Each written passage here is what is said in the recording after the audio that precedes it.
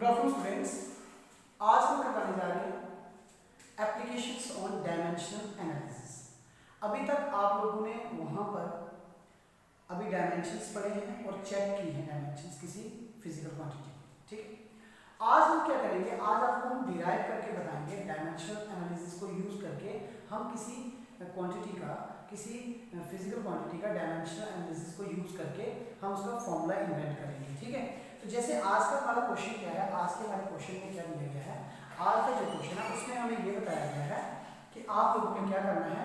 यहाँ पर आपको यह है कि जो टाइम पीरियड है सिंपल पेंडुलम का, वो डिपेंड करता है mass of the ball and length of string L and acceleration to gravity. अब आप सोचोगे कि सर ये इसमें कुछ ऐसे ऐसे कंसेप्ट आ रहे हैं जो हमने पढ़े नहीं है।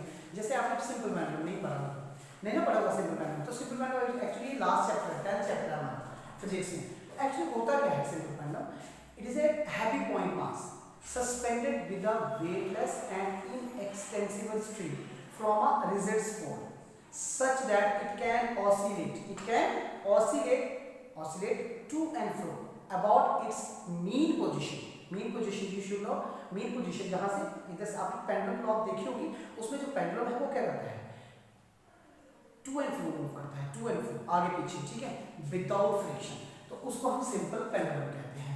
एक्चुअली वो जो सिंपल पेंडुलम होता है वो डिपेंड किसके ऊपर करता है, एक तो मास, जो बॉब का मास होता है उसके ऊपर डिपेंड करता है, और जिस लेंथ के साथ वो बंधा हुआ है उसके ऊपर डिपेंड करता है, और नीचे क्योंकि वो बॉब जो रोटेट कर रहा है आपके some time it will stop because due to acceleration due to gravity on the surface of the earth.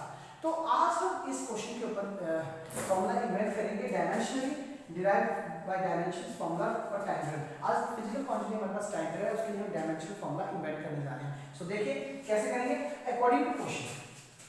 According to question के अकॉर्डिंग अगर हम देखें ना, तो हमारा जो टाइम पीरियड है वो डायरेक्टली प्रोपोर्शनल किसके है, मास डायरेक्टली प्रोपोर्शनल किसके है, लेंथ डायरेक्टली प्रोपोर्शनल किसके है, एक्सेलरेशन टू ग्रेविटी। अगर ये देखा जाए ये तीन चीजें हमें लिखनी है, लेकिन हमें डायमेंशनली प्रूव करना है, इसलिए हम इसके डायमेंशंस ले लेंगे।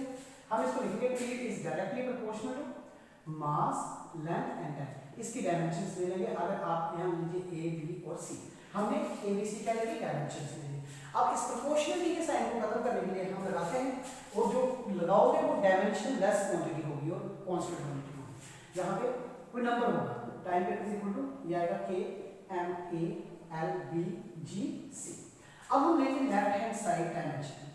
तो जब हमने लेफ्ट हैंड साइड डायमेंशन ली, तो टाइम पीरियड है, ऑब्वियसली टाइम पीरियड का डायमेंशन कितना होता है, T होता है। ठीक है, और राइट हैंड साइड अगर हम डायमेंशन सिलेक्ट करें, राइट हैंड साइड डायमेंशन में K होगा, कोई डायमेंशन नहीं है, डायमेंशन लेस क्वांटिटी है, मास का आ जाएगा M, L का आ जाएगा B, और G हो गया L की -2, इसका आ गया C।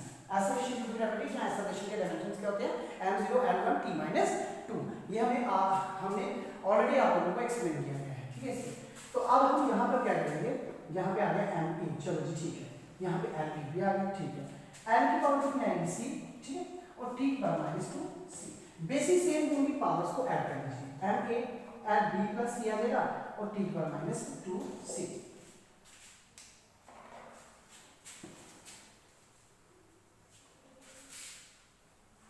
अब हम क्या करेंगे, देखिए यहाँ पे देखिए, अब यहाँ पर एक फॉर्मूला है, एक प्रिंसिपल है, प्रिंसिपल ऑफ होमोजेनिटी।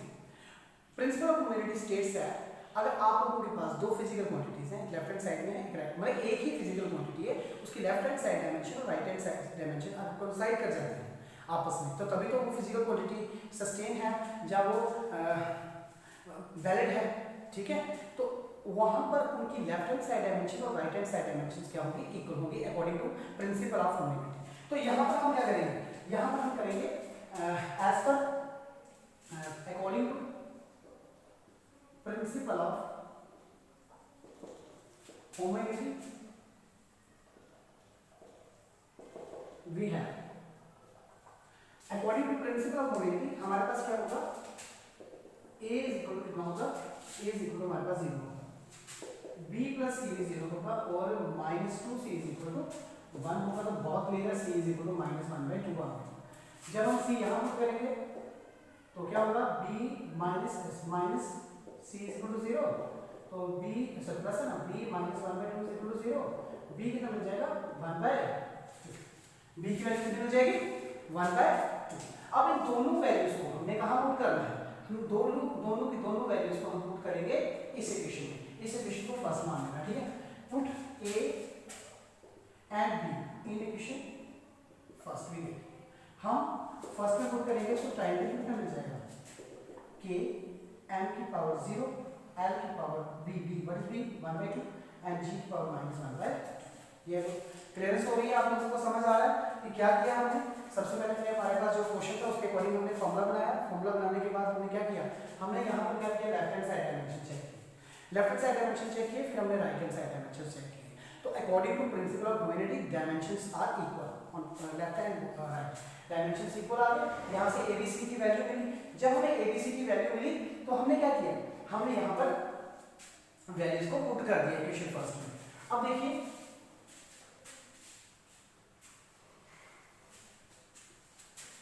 अब फर्स्ट इक्वेशन में हमने वैल्यू पुट की ना, तो बेटा हम अब हमारे पास देखिए क्या मिल गया, टाइम पीरियड से रूट k मिला, l पावर 1/2, तो ये पावर -1 मिली, तो g 1/2 आ गया। तो t कितना मिल गया k l/g की पावर, दोनों की पावर 1/2 ले लीजिए, और यहाँ पे आप लोगों को मिलेगा t = k √l/g। ये वैल्यू हमें मिली, टाइम पीरियड में फॉर्मूला एक्चुअली में मिल गया है। मैं आपको डायमेंशन चेक करके बताऊंगा क्या ये डायमेंशनली रूट है भी क्या नहीं है, चेक करेंगे। पहले आज हम इसको फिनिश कर लें। तो याद रखना बच्चों, इस k की वैल्यू, बट ये जो k की वैल्यू होती है, k की वैल्यू प्रूव की गई है वो 2 पाई, कांस्टेंट करेंगे 2 पाई, तो t मिल गया आपको 2 पाई l/g। तो ये हमने देखिए which is the required formula of time period of a simple method, ठीक है, बाय यूजिंग डायमेंशनल एनालिसिस हमने फॉर्मूला इन्वेंट कर दिया। अब हम इस फॉर्मूले को चेक करेंगे कि क्या ये फॉर्मूला वैलिड भी है कि नहीं है। अब हम लेफ्ट हैंड साइड और चेक द डायमेंशन जैसे हमने करवाया था वैसे चेक करेंगे, ठीक है। Now check the dimension, now check करेंगे, चेक द डायमेंशन। तो बेटा जी चेक द डायमेंशन में लेफ्ट हैंड साइड डायमेंशन देखो, लेफ्ट हैंड साइड डायमेंशन में m0 l0 t कितना आ गया 1, कितना आ गया 1। और right hand side dimension, right hand side dimension में देखो 2 पाई तो कोई डायमेंशन नहीं है, ठीक है। राइट हैंड साइड में रूट भी रहेगा, ठीक है, हम लिखेंगे l/g की पावर 1/2, ठीक है। तो l के लिए l आ गया, g के लिए l की -2 आ गया, ये l कैंसिल, पावर 1/2 चल रहा है, ठीक है। तो यहाँ पर हमने क्या देखा, यहाँ पर हमने देखा 1/t की पावर -2 पावर 1/2, तो इसको लिखेंगे t2 पावर 1/2, 2 कैंसिल, कितना आ गया t। तो therefore right hand side dimension कितने आ गए, राइट हैंड साइड डायमेंशन आ गए m0 l0 t1। तो हमने क्या अंडरस्टैंड किया, हमने देखा लेफ्ट हैंड साइड डायमेंशन और राइट हैंड साइड डायमेंशन दोनों के दोनों क्या आ गए, इक्वल आ गए, है ना, इक्वल आ गए। हमने तो इसका मतलब ये हो गया कि जो हमने फॉर्मूला डिराइव किया है वो एक वैलिड फॉर्मूला है फॉर टाइम पीरियड के लिए, time period of a simple pendulum के लिए। तो इसमें हमने लेफ्ट हैंड साइड डायमेंशन लगाई और right hand side dimension check की, क्योंकि पावर ये 2 पाई क्यों है, 2 पाई कांस्टेंट है क्वांटिटी, डायमेंशनलेस क्वांटिटी है, जैसे ट्रिगोनोमेट्रिक रेशियोज हैं, जैसे एंगल है ना, जैसे स्ट्रेन है, ये सारी क्वांटिटीज क्या है, कांस्टेंट क्वांटिटीज हैं, they have no dimensions at all. So why we have taken 2 pi not है, सो व्हाई l/g पावर के स्क्वायर रूट था, दोनों की पावर ले ली हमने, कितनी ली थी 1/2 ली थी। जब हमने दोनों की पावर 1/2 ली थी तो यहाँ पे l के डायमेंशन है, एक्सेलरेशन ड्यू टू ग्रेविटी के डायमेंशंस होते हैं l m0 l1 t -2। तो लगाए सॉल्व करके हमने देखा ये भी क्या है t है, तो लेफ्ट हैंड साइड और राइट हैंड साइड डायमेंशंस हो गए इक्वल। बेटा तो ये था हमारा आज का lecture on the basis of dimensional analysis. Thank you.